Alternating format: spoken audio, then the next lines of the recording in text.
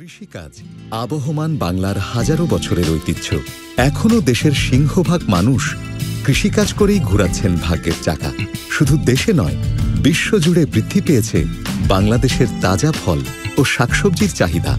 বদলাতে থাকা এই সময়ের সাথে তাল মিলিয়ে কিভাবে খুলবেন সমৃদ্ধির দরজা?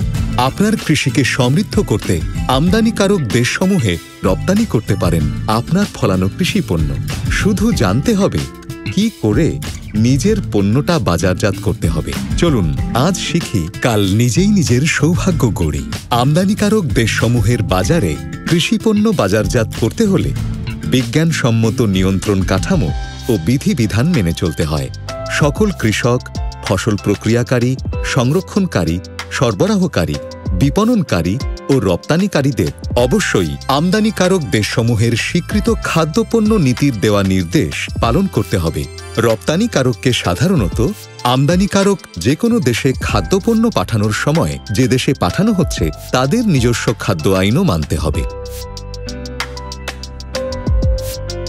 এছাড়াও বাংলাদেশের সাথে যদি অন্য কোনো দেশের কোনো একপাক্ষিক বা বহুপাক্ষিক চুক্তি থাকে তাহলে সেই অনুযায়ীও রপ্তানি করতে পারবেন।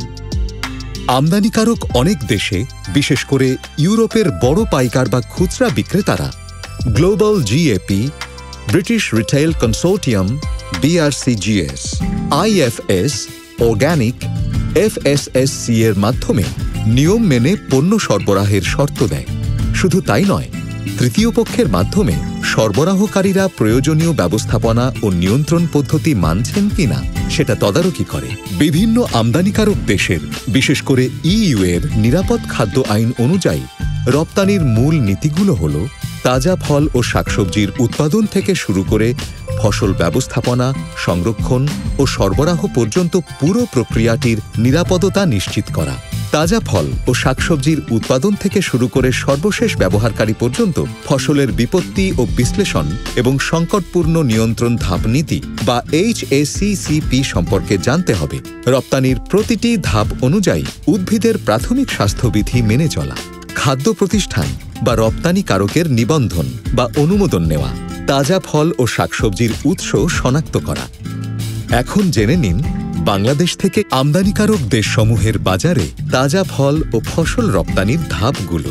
কৃষক হিসেবে সমিতিতে নিবন্ধিত হওয়া, আঞ্চলিক ফসল সংগ্রহ করা, চুক্তিবদ্ধ কৃষকের কাছ থেকে ফসল সংগ্রহ করা, প্রাথমিক বাছাই, প্যাকিং ও লোডিং, পণ্য আনলোডিং করে ট্রলিতে রাখা, কার্টন খোলা, পণ্য ধুয়ে আলাদা ও গ্রেডিং করা, DAE এর পরিদর্শন ও ফাইটোস্যানিটারি সার্টিফিকেট ইস্যু করা। এরপর রপ্তানির জন্য পণ্য পুনরায় প্যাকিং করা, কার্টন ঠান্ডা কক্ষে রাখা, কার্টন শীতলীকৃত গাড়িতে লোড ও কেন্দ্রীয় প্যাক হাউসে সিল করা, বিমানবন্দর কার্গো হাউসে কার্টন সরবরাহ করা, কেন্দ্রীয় প্যাক হাউসের কর্মী দ্বারা ঠান্ডা গাড়ির সিল খোলা, চুক্তিবদ্ধ ফ্রেইট ফরওয়ার্ডারের মাধ্যমে পণ্য ঠান্ডা গাড়ি থেকে ট্রলিতে আনলোড করা, এয়ার কার্গো হ্যান্ডলিং কর্তৃপক্ষ দ্বারা পণ্য ওজন, RA3 EDS স্ক্যানার মেশিনে কার্টন স্ক্যান করে ট্রলিতে নামানো, লোডিং এরিয়াতে কার্টন ট্রলি থেকে হাতে নামানো ও বিমানের কন্টেইনারে প্যাক করা, কন্টেইনার বিমানে উঠানো এবং গন্তব্যের উদ্দেশ্যে পাঠানো। মনে রাখতে হবে, রপ্তানি করার জন্য অবশ্যই খাদ্যের স্বাস্থ্যবিধি নিয়ন্ত্রণে প্রয়োজনীয় কর্মপরিকল্পনা গ্রহণ করা জরুরি। এছাড়াও উৎস শনাক্তকরণ করার প্রক্রিয়া ভালোভাবে জানা দরকার। পাশাপাশি জানতে হবে অনিরাপদ খাদ্য প্রত্যাহারের সঠিক পদ্ধতি, যে কোনো বিপত্তি বিশ্লেষণ করা এবং সংকটপূর্ণ নিয়ন্ত্রণ ধাপ নীতি বাস্তবায়নের প্রস্তুতি থাকাও জরুরি। এছাড়া খাদ্যে অনুজৈবিক মানদণ্ড, দূষণ মাত্রা নিয়ন্ত্রণ, ফল ও শাকসবজির বালাইনাশক নিয়ন্ত্রণের উপায়ও জানা লাগবে। আরও আছে আয়োনাইজিং রেডিয়েশন বিষয়ে তথ্য রাখা লাগবে। লেবেলিং বিষয়ক নির্দেশনা পালন করা আবশ্যিক। জৈব খাদ্য, GM পণ্যের নির্দেশনা, উদ্ভিদ স্বাস্থ্য সম্পর্কিত নির্দেশনা সহ উপরের সব তথ্য জানলেই রপ্তানি করে হয়ে উঠতে পারবেন লাভবান। আসুন সবাই একসাথে রপ্তানির নিয়ম মানি, নিজের ফসল রপ্তানি করে হাতে 4 পয়সা আনি।